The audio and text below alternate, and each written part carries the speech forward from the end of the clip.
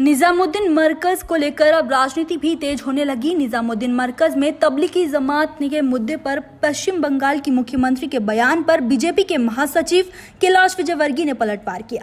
ममता बनर्जी पर निशाना साधते हुए कैलाश विजयवर्गीय ने कहा कि ममता बनर्जी को वोट की चिंता है, उन्हें देश की चिंता नहीं है।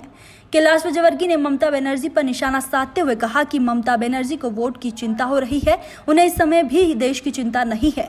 उन्होंने कहा कि जिस तरह से निजामुद्दीन में घटना हुई है और वहां से जो व्यक्ति निकलकर पूरे देश में गए वह मानव बम बनकर पूरे देश में घूम रहे हैं।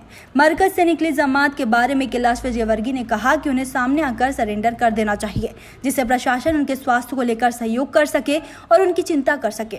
उन्हें शासन के पास पहुंचना चाहिए ताकि ये संक्रमण देश के अन्य हिस्सों में ना फैले।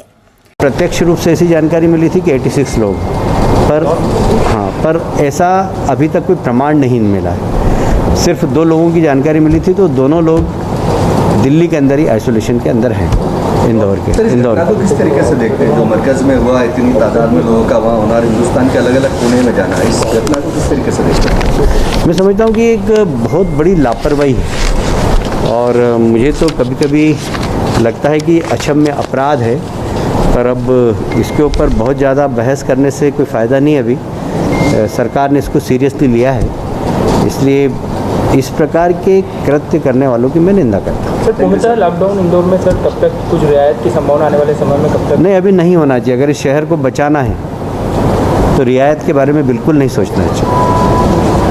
मतलब मैं भी 9 दिन के बाद आज घर से बाहर निकला हूँ। वितरण जो प्रणाली है वो कहीं ना कहीं गड़बड़ा रही है। हम करेंगे उसको ठीक। हम प्रशासन के साथ तालमेल करके हम सामाजिक संगठनों से ही बात कर रहे हैं और आपको 2-3 दिन के अंदर इसमें कुछ सुधार दिखेगा। केंद्रीय नेताओं से बात की जाएगी?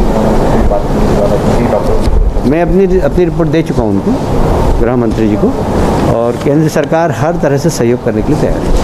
वो तो ममता बनर्जी का ये कहना है कि जो मरकज वाली घटना है उसको सेंसेशन नहीं बनाया जाना चाहिए, सेंसेशन नहीं बनाया जाना चाहिए मरकज वाली घटना को। देखिए, ममता जी को सिर्फ वोट की चिंता है, उनको देश की चिंता नहीं, उनको समाज की चिंता नहीं। जिस प्रकार की वो घटना हुई और वहाँ से जो संक्रमित होकर लोग घूम रहे हैं वो मानव बम की तरह घूम रहे हैं, और इसलिए उन लोगों को अपने आप प्रशासन के सामने सरेंडर करना चाहिए। प्रशासन उनको आइसोलेशन में रखेगा, उनके स्वास्थ्य की चिंता करेगा, कम से कम वो समाज में संक्रमण फैले तो नहीं। इसलिए ऐसे लोग, जैसा आपने प्रश्न पूछा कि इंदौर से कुछ लोग गए, प्रशासन को भी जानकारी नहीं, मुझे भी नहीं जानकारी, अफवाह फैली थी कि 86 लोग गए हैं, पर पूरी छानबीन करने के बाद पता नहीं लगा। पर आपके माध्यम से मैं कहना चाहता हूँ कि दिल्ली अगर उस कार्यक्रम में हमारे यहाँ के कुछ लोग गए हों तो उनको अपने आप प्रशासन के सामने सरेंडर कर देना चाहिए। प्रशासन उनके ऊपर कोई अपराधी मुकदमा कायम नहीं करेगा, बल्कि उनकी मेडिकल मदद करेगा, उनको आइसोलेशन में रखेगा, उनका इलाज करेगा, जिससे वह संक्रमण समाज के अंदर नहीं फैले। Thank you.